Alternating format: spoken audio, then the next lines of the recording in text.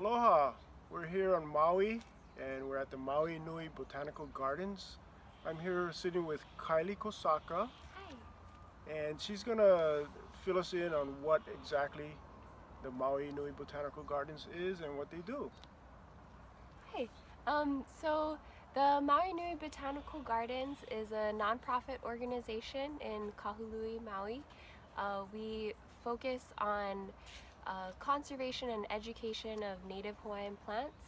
Our mission is to foster an appreciation and understanding of Maui Nui's plants and their role in Hawaiian cultural expression by providing a gathering place for discovery, education, and conservation.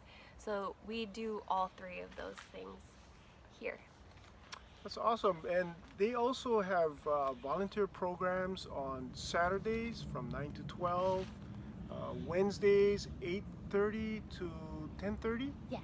And they're terrific community outreach programs for schools and organizations. Can you give us a little bit more examples of that? Yeah, so we host a lot of school groups throughout the school year and tons of different educational programs.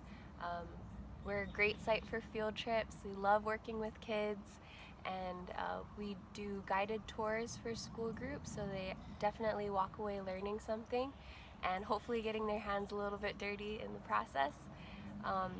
With our volunteer groups, every Wednesday we do weeding in the garden and potting in the nursery, so we call them our Weed and Pot Club. And then we also have volunteers that can schedule times to come and help us at any time of the year. We definitely love having people come to the garden.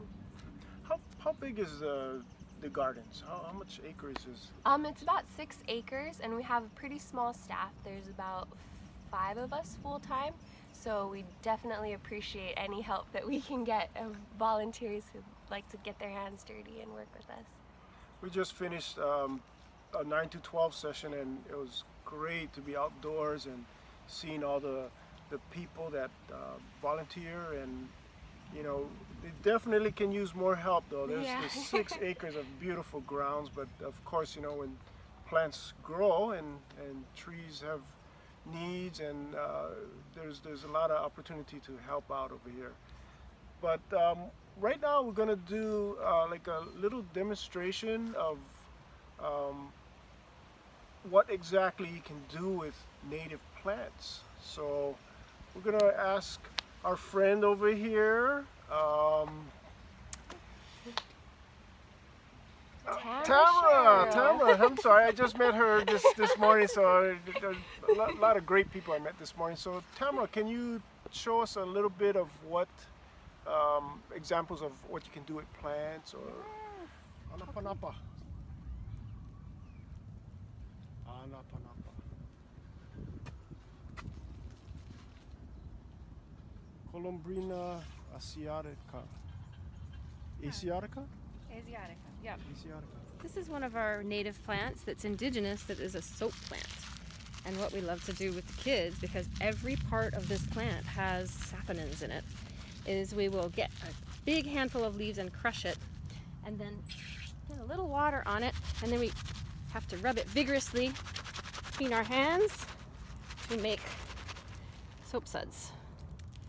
So this is something that was used in the Pacific, all over the Pacific. Usually the bark is actually taken off of the tree and wrapped in some coconut fiber, and then that is used for washing. So lots of soap in there. And we love to see that. And then right next to it, we have another plant that was used for soap, and this is called awapui, shampoo ginger. You've probably heard of it because it has been used in shampoos before. And this plant is known for, not only do the leaves have a really nice smell when they're crushed, and they were used for scenting kapa, the roots were as well, but once the flowers get nice and ripe like this, you can get a whole bunch of shampoo out of it. So this is also something that can be used as soap. And is used, it's called shampoo ginger because it was used to wash hair and all kinds of other things. It has a wonderful smell to it, but you saw how much in one flower. So it's just sitting there ready. So if you ever see these near a waterfall, you can actually hit yourself on the head with it and wash your hair. So that's awapui. That's Zingiber zerumbit. So this tree that you're looking at is ulu or breadfruit, and it's a Polynesian introduction. And if you're interested in learning how to use this as a food, it is delicious. It's like a potato, and we have a festival called Ulu, or Breadfruit Day, that is going to be happening in 2018 on September 8th. So please come see us. That is ape, which is another Polynesian introduced plant. It's in the family, the same family as taro, but you have to cook the corm a whole lot before you can eat it, but it can be eaten. It was used ceremonially a lot.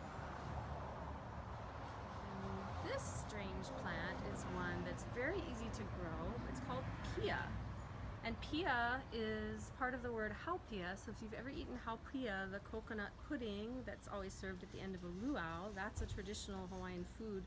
And the coconut milk was thickened with the tuber, and this is what the tuber looks like of this plant. And when this tuber, you can get from this, a plant this size, you could get pounds and pounds and pounds of this. It goes dormant every winter, and you can dig the tubers up. And they're like potatoes, but you crush them, and the starch is rinsed with water. The starch falls down to the bottom of the water, and then it can make, once it is dried, it makes a beautiful starch that can be used for puddings and for thickening all kinds of things. Can be used as a laundry starch, can be used as when making kapa. In fact, people used to cut these in half and just use them as a glue stick when they were gluing together kapa or bark cloth. But that is pia. And now we eat haupia with cornstarch, but one of the things we're doing here is reviving a lot of old Hawaiian foods, and so people are making haupia with real pia again.